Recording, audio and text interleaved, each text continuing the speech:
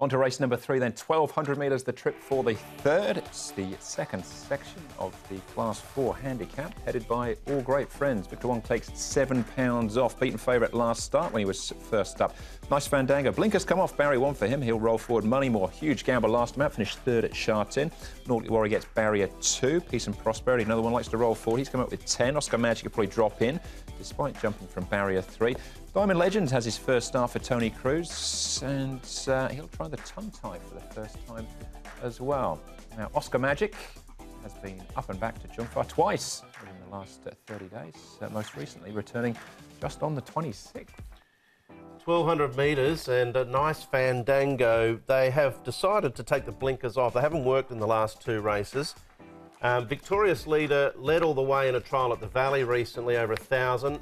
All Great Friends, Peace and Prosperity is going to roll forward. We know Moneymore's another one that's been well tried in betting and been forward recently too, so he may be a little closer than that map illustrates. Pace should be solid driving into the first bend.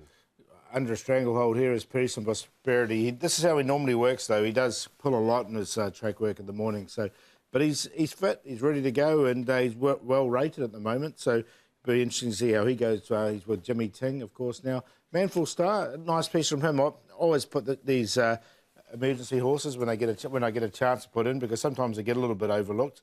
But look, he's going well at the moment. Barrier 8 for him, Manful Star. And Shining On, not a bad piece from him. You can see he's under a decent hold as well.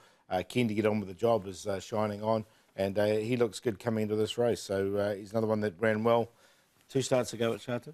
All right, OK. Well, speaking of Shartin, that's what we'll head first with Moneymore, who went off at a double-figure price, but there was mountains of money for him. He eventually finished third. It's been on a few occasions too, Andrew. The start prior, he finished second last behind Regency Darling. And first up as well, he was well tried behind Endearing. This was the best effort. At least he got into a place for those that have showed some faith.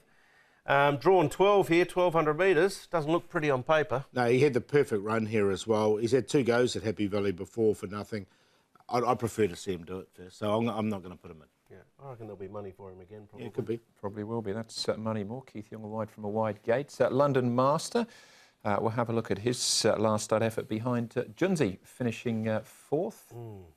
Yeah, these London horses are tricky to catch sometimes. This was a fair enough effort. A 3-time winner in the class.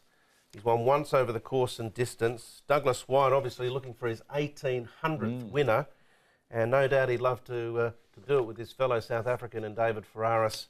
I haven't got him in, but he's a tricky one. He can bob up at a time. Yeah, he missed the start there, which I thought was a bit tricky from Barrier 7. If he misses the start, he's going to get back again. So, yeah, I was a little bit worried about that. All right, Shining On. We're going back a couple of starts for him. He was. We probably got to forgive him his last start effort behind Fresh Power, but this one was better. Yeah, I best betted him that day, Andrew. Vincent Ho's had a cracking season, but that's probably one he wants to forget, that run last start on Shining On. Forget that altogether. Go off the back of this performance. Back to 1,200 as well. Change of circuit, coming to the Valley for the first time. Can always be a little bit of a hindrance, but this is a nice enough effort. I tend to think you'd want a reasonable price. You'd want double each way, 8, 9 to 1, I would have thought. I'm going to try and make him the value runner, but at the moment, 5.4 is not enough value for me. No. He's place favourite as well. Yeah, well, he needs to be bigger than that, I would have thought. Yeah, I agree. Yeah, it's first time at the Valley as well. It's always a little bit tricky. All right, Diamond Legends having his first start for Tony Cruz. Switched over from the Paul O'Sullivan yards. Trial coming in would suggest he's quite well forward. Yeah, it was not a bad trial from this horse. He's obviously caught people's eye because he's come up really short, 3.5. We sometimes see those with a few of Tony Cruz runners. The tongue tie will go on for the first time. From Barrier 9, at 3.5, you can deal me out of that. Jenny's often mentioned from the paddock. He's a nice enough looker. He's obviously bred to be a superstar out of Aqua d'Amour. He'll go in for me. I think Tony Cruz, who's a bit more of a sort of push trainer rather than Paul O'Sullivan, who's a bit more sort of relaxed with them, I think might suit him actually because he looks a bit lazy. All right, so he doesn't make it in the favourite for you then, Paul? No, he doesn't. I'm going to go a bit wider here, and I'm going to go with the horse at double figures.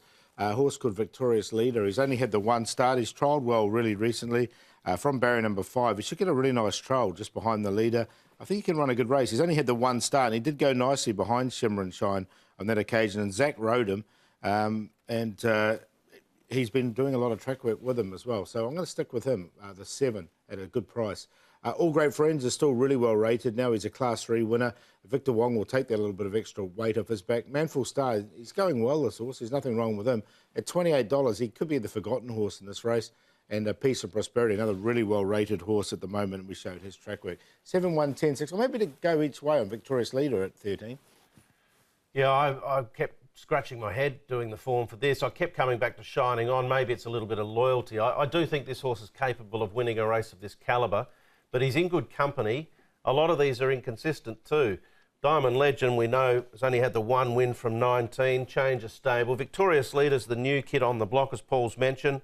Good trial at the Valley. Nice Fandango, as I said, the blinkers didn't work the last 2. Prior to that, he's 2 lengths behind Goko. He's won 2 in this class, and he'll probably stride to the front. I'd want double each way about Shining On to be my value runner for the day, and at the moment I'm not going to get it, so I'm hoping he drifts. All right, OK. Yeah, Victorious Leaders, I've got him on top. I thought Oscar Magic showed an improved effort last time out as well. All right, that's race number 3.